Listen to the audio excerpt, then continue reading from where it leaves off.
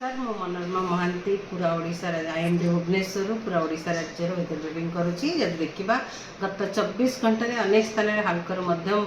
वर्षा होगा सहित 9टी स्थान में प्रबल वर्षा रेकर्ड कर सर्वाधिक वर्षा रेकर्ड कर केउंझर जिले में 106 मिलीमीटर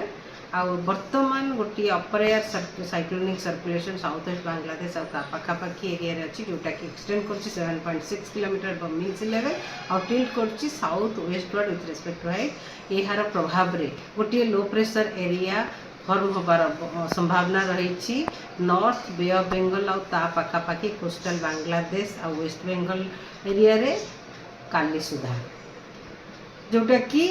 मूव कर गति कर slowly west north westward across गाजेटी वेस्ट बेंगल नॉर्थ ओडिशा एवं झारखंड ता प्रभाव में आगामी 4-5 दिन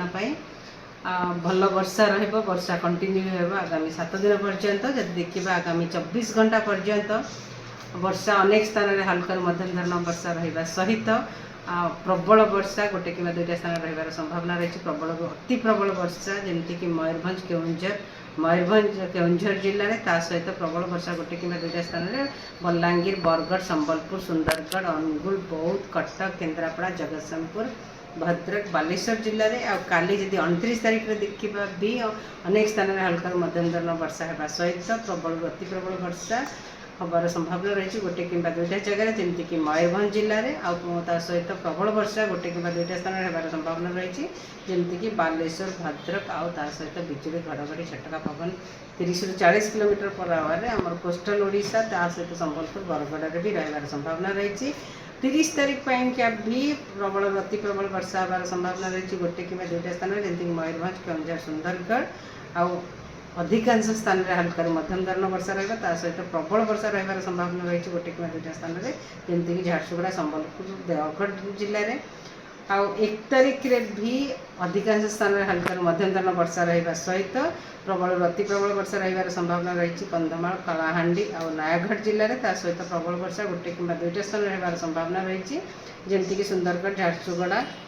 बौद्ध कटक रायगढ़ कोरापुट नवरंगपुर जिले में आमर 2 तारीख रे अनेक स्थान में हल्का मध्यम धरण वर्षा होगा सहित प्रबल वर्षा गोटे कि 2टा स्थान में रही संभावना रही जमीक सुंदरगढ़ झारसुगुड़ा बरगढ़ बलांगीर नुआपड़ा नवरंगपुर कलाहांडी 3 तारीख 4 तारीख रे भी वर्षा कंटिन्यू रहा वर्षा